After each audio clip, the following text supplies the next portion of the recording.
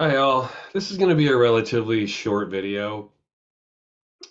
And by the way, I just learned that my last video about the RSD releases, YouTube put a restriction on it. No one under 18 can view it for some unspecified reason. They didn't tell me why. So I sat there staring at it. I'm like, what's the problem here? I realized it's the fact that I wrote suicide in the title. I wasn't talking about suicide, the thing. I was talking about suicide, the band. But just putting the word suicide in your title means you automatically get a restriction on your video. There you go. It's just a word, but it's one of those trigger words for YouTube, apparently. So, yeah, if you're thinking about making a video about suicide, yeah, good luck with that. Not that you would, but it's a band. Come on. It would be nice if YouTube, instead of its bots looking for words that it can get triggered by and edit out. It would be nice if there's some context with that comes along with it. But as we know, human beings have devolved into a consciousness that would rather not think. It would rather just react and have a knee-jerk reactive reaction to something. And the same goes for our technology. But it is what it is. At any rate, my video tonight, right now, is going to be relatively brief, but I did want to take a moment to reach out to the Skinny Puppy fans in my audience, and there are a lot of you. A couple years ago, I did my Skinny Puppy Rabies video, and I had no expectations for it. I had no idea what to expect from it. I just wanted to talk about one of my all-time favorite albums. Well, 2 years later now, it has by far become my most popular video. It still is. It was then. And I just checked my analytics right before I did this video. YouTube gives you all kinds of cool analytics. It tells you who's watching, how long they're watching, what countries they're watching from, how many men are watching your video, how many women are watching your video, which video are they watching the most. It just gives you everything. It breaks everything down. And my Skinny Puppy videos and my ministry videos are by far and away the most watched videos on my channel. And Skinny Puppy Rabies, even today, in May of 2023, 2 full years after I posted the video, it's still my most watched video. It's just the most dominant video on my channel. I didn't see it coming. I have no clue. I guess it's just people love Skinny Puppy. And I keep thinking some of my other videos will get to that point, but it's just not happening. For whatever reason, Skinny Puppy has, you know, I've reached the tip of the mountain with this video. And my Two Dark Park video, that's a close second. Lots of people have watched these videos and reacted to them and had, luckily for me, positive reactions to it. So I thought, because that's the reason, apparently, obviously, that's the reason most of my viewers and a lot of my subscribers have come to my channel, which I deeply appreciate. I thought I would talk about something that I discovered in my archives this past week. As I've mentioned before in past videos, I have tons of records, and a lot of it is boxed up. A lot of it is stuff I've forgotten about. A lot of it is even still sealed. I mean, I have that many records in my collection. There's just a lot of stuff that I still need to go through. And at least once a week, I go through like at least one box of old records just to sort them. I'm trying to get them all into genres or alphabetical order. I have my records in an order that only makes sense to me, but I still have boxes of stuff that I need to sort through and alphabetize or categorize or whatever. So this past week, I discovered like 3 or 4 boxes. My boxes are like, a couple of feet long, and each box I have in my archives, each box holds about 100 records, and I have 4 or 5 boxes filled with old industrial stuff that I still need to sort through. And I found a bunch of really good stuff, and a lot of it I just totally forgot that I had. A lot of records from bands that you guys have been requesting. So I'm gonna start doing some videos on these other bands that I found. Lots of wax track stuff. just a bunch of shit, tons of crap that I've had for years. But I found some Skinny Puppy rarities, and because Rabies is my most watched video, I thought in tribute to you guys and gals who have been watching my Rabies video, I found something of interest that I think would interest a lot of people, and I don't think it's something that most people see. It's rare. I've never seen another one like it. And I thought, in homage to the people that have been appreciating my Skinny Puppy videos, I would pull these out and show them off. And not to I shouldn't say show them off. I don't want to show it just to be like, hey man, look what I've got. But I think a lot of Skinny Puppy fans just don't normally see these records, and I would like to show them to you so you can check them out and I can talk about them a little bit. But more specifically, I wanted this video to just be about the song Warlock. Everybody talks about this song.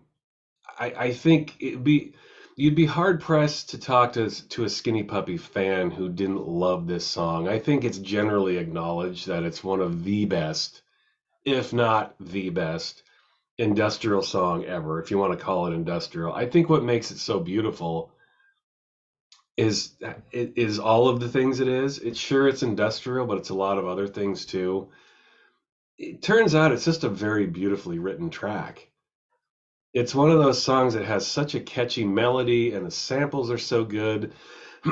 Excuse me. And the video is so good. Everything, all the pieces of this song come together to make it a perfect example of a specific, I hate to say the word genre, a specific world. And that world being Skinny Puppy and the land of industrial music.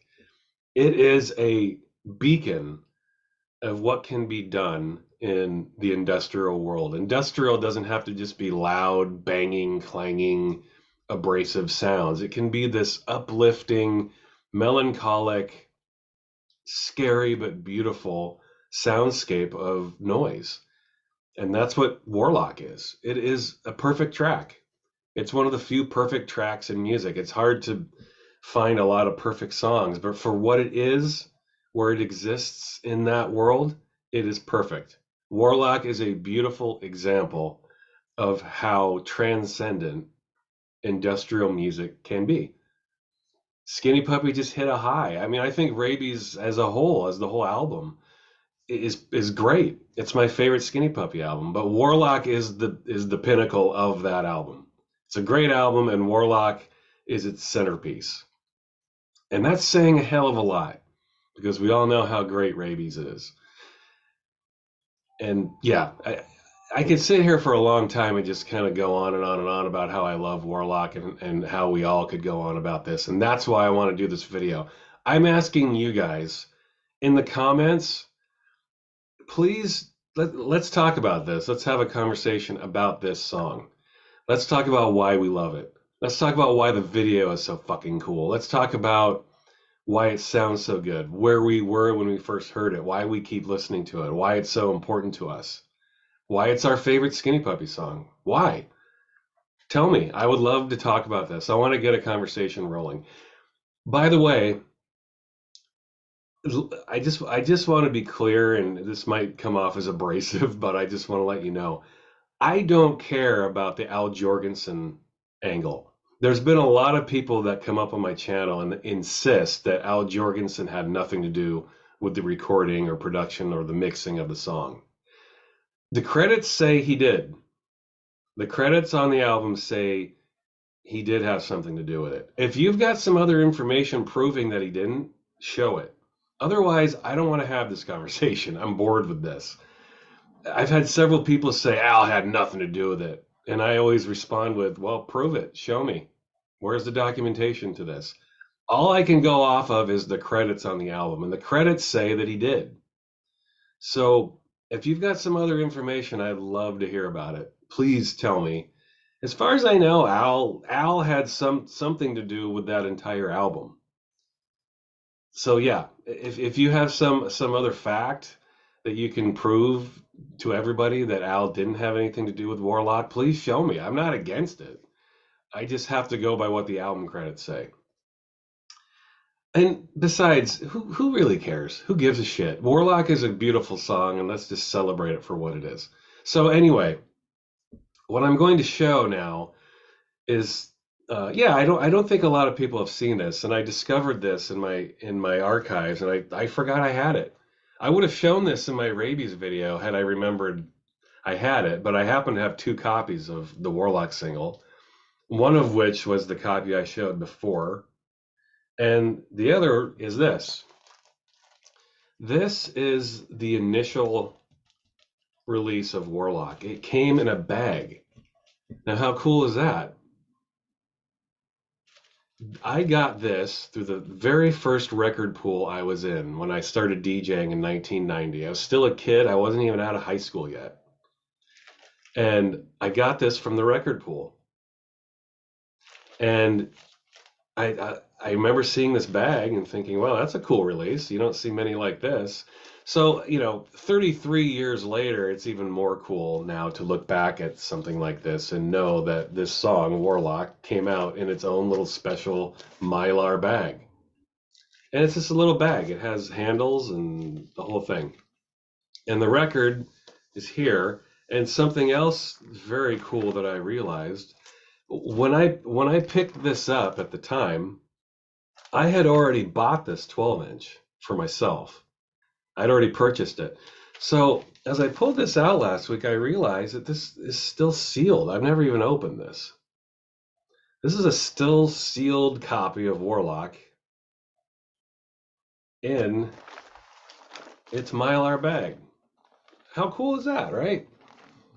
I thought if we're going to have a discussion about this 12-inch, about this beautiful song, why not discuss this too? How often do you see a still sealed copy of this anyway? And then how often do you see this? How many of you even knew this existed? Hopefully not many of you. I wanted to show you something that I thought many of you have never seen.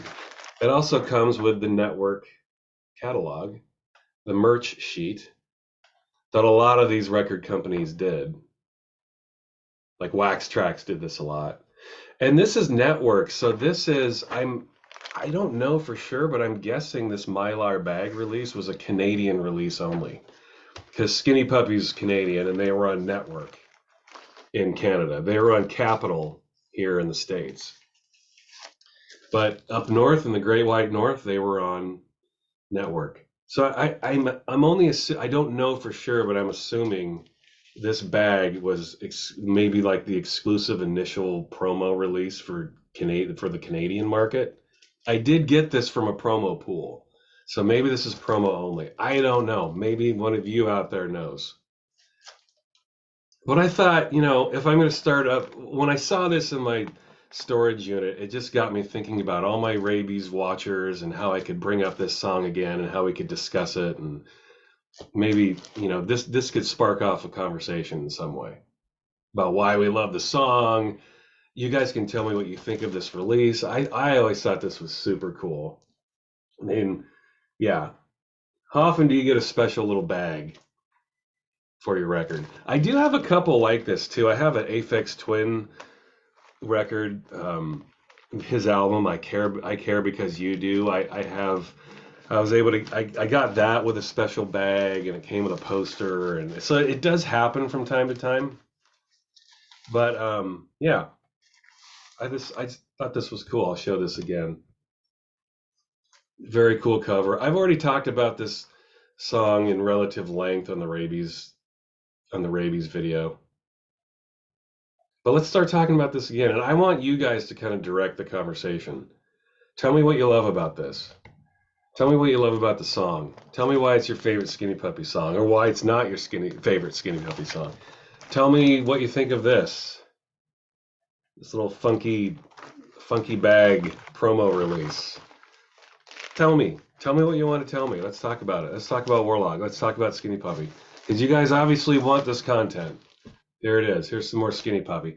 And also, just as like a side note, I found this right next to it in my archives. Let me take this off. You don't see this very often either. This is, I think, the last Rites album. I think this came out with a full picture sleeve in Europe at the time, but this didn't get released on wax here in America. This was the only one that got released. This promo version with this little sticker. And there's the label.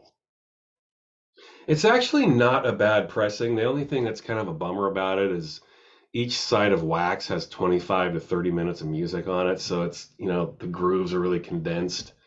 They really had to squeeze all the music on there to make it a single album. But yeah, this was sitting right next to my copy of Warlock in my archives. I just thought, let me show this real quick. This is something you just don't see. Very rare release. Last Rites is a great album in its own right. Maybe I can make a video about this at some point in time. Last Rites was the last album they did at the time for a long time. And it's a really good album. Very underrated in my opinion. They definitely went in a different direction. It's in a lot of ways it's their most experimental album. But anyway, I don't want to get too far off the beaten path. I thought I'd show this because I found it next to Warlock in my archives, and it's rare. You don't see it. But anyway, what do you think? Let's talk. Skinny Puppy, Rabies, Warlock. Tell me why you love it. Tell me why you don't love it. But let's talk. All right. Thanks, y'all. I hope you enjoyed this relatively brief video, and I will talk to you soon. Bye.